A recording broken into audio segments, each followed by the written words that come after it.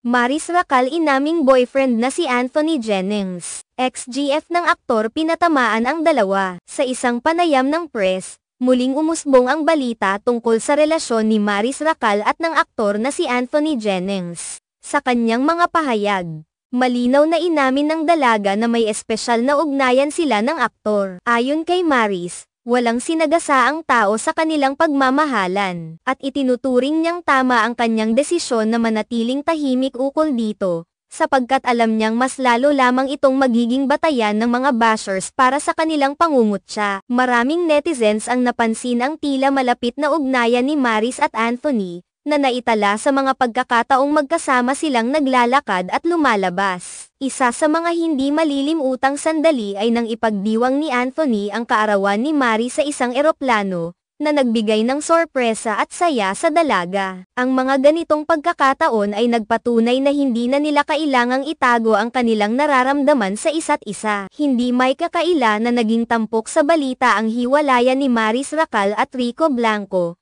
na naging emosyonal na paksa sa press conference nang ipahayag ang kanilang breakup. Ipinakita ni Maris ang kanyang damdamin, at maraming tagahanga ang nag-alala para sa kanya. Ang kanyang mga pahayag tungkol sa kanilang relasyon kay Anthony ay tila isang hakbang tungo sa kanyang bagong simula. Samantala, may mga nakatutok na netizens na tila nakapansin ng mga hindi tuwirang patama mula sa ex-girlfriend ni Anthony, si Jam Villanueva. Matapos kumalat ang balita ng paghihiwalay nila ni Jennings, nagsimula siyang magbahagi ng mga video na puno ng mga hugot quotes. Ang mga ito ay umani ng atensyon at nagbigay ng ibang kulay sa sitwasyon, na nagbigay diin sa komplikadong dinamika ng relasyon ng mga involved. Kaugnay ng mga pahayag ni Maris, ito ay nagpapakita ng kanyang pagiging matatag sa kabila ng mga hamon na dala ng pag-usbong ng kanyang bagong relasyon. Marami ang nakakaintindi sa kanyang desisyon na huwag magbigay ng masyadong detalye sa kanilang sitwasyon,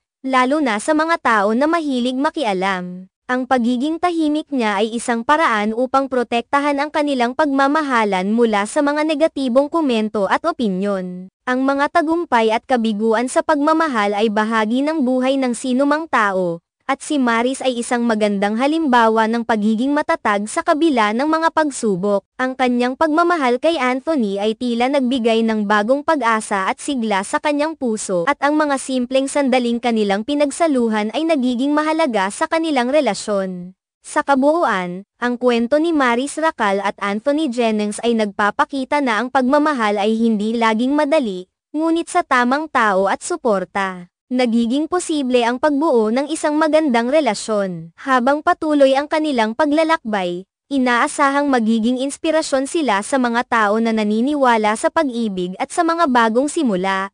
Ang kanilang kwento ay isa sa mga patunay na sa kabila ng mga pagsubok, may pag-asa pa ring magpatuloy at muling umibig.